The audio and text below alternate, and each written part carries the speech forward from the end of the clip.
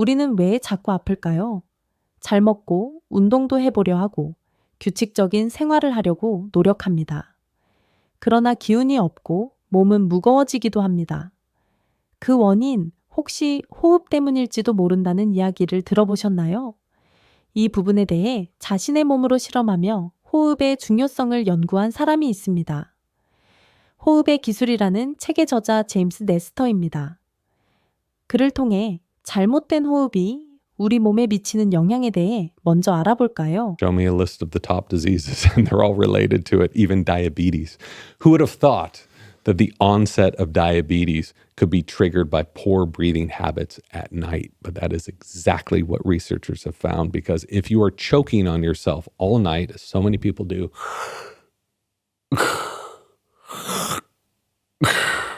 you aren't resting, you aren't entering stages of deep sleep, which means your body never restores and your body is going to break down. Use autoimmune issues for the same reason. You're constantly breathing like this, stooped over.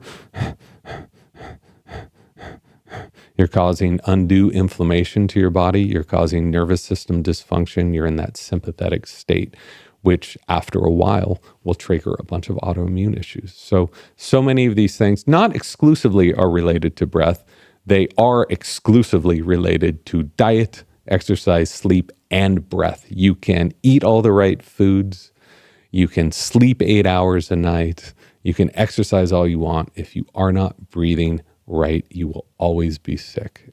앞에서의 언급처럼 호흡은 일상 속의 자세와도 깊은 관계가 있습니다.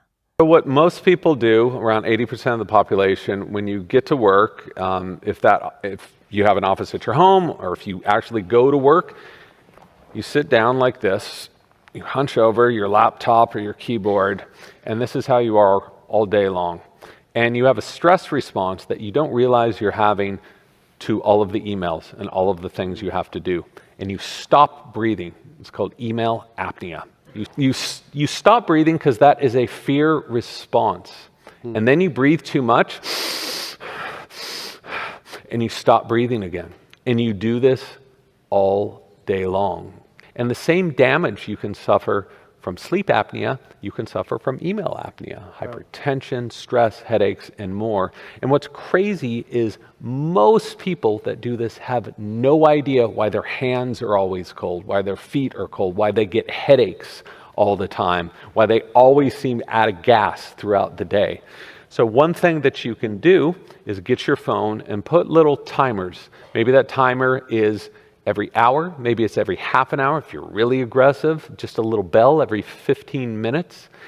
And when that bell goes off, quickly look at how you're sitting, check in with your posture, and think about how you're breathing.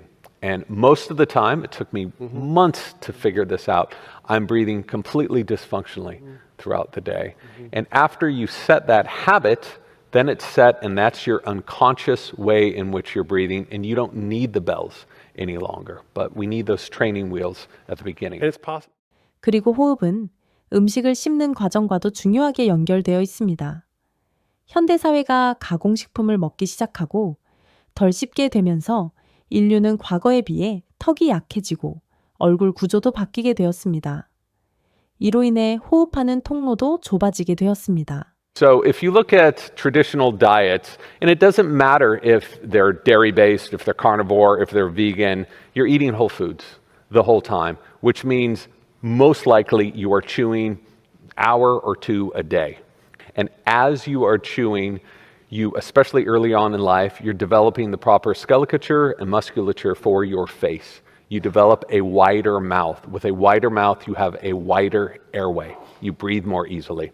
That's why all these cultures didn't need dentists and they all had straight teeth. I mean, if you think about how bizarre that we become a species with chronically crooked teeth, that's not normal, and it's happened in the blink of an eye. Yeah. 이런 중요한 호흡을 바꾸면 몸이 바뀌기도 합니다. I found some incredible stories of people who were able to use their breath to do things that are supposed to be scientifically impossible. Who knew that you could breathe your way into having a straighter spine? But that's what thousands and thousands of women have been doing. Something called the Schroff method, with something called orthopedic breathing. Breathing and stretching and breathing and stretching. That's after a couple of weeks. The next slide here is after about 3 weeks of learning how to breathe. 이런 과학적 근거들을 통해 호흡이 결국 힘이라는 것을 알 수 있습니다. 눈에 보이지 않지만 호흡은 우리 몸의 면역 구조를 바꾸고 건강을 회복시키는 가장 기본적 요소입니다. 우리의 영을 살리는 말씀을 언약으로 붙잡고 몸을 살리는 호흡과 함께 힘을 얻어야겠습니다. 그 행복함 속에서 답을 찾아 누리는 절대 망대가 세워지길 기도합니다.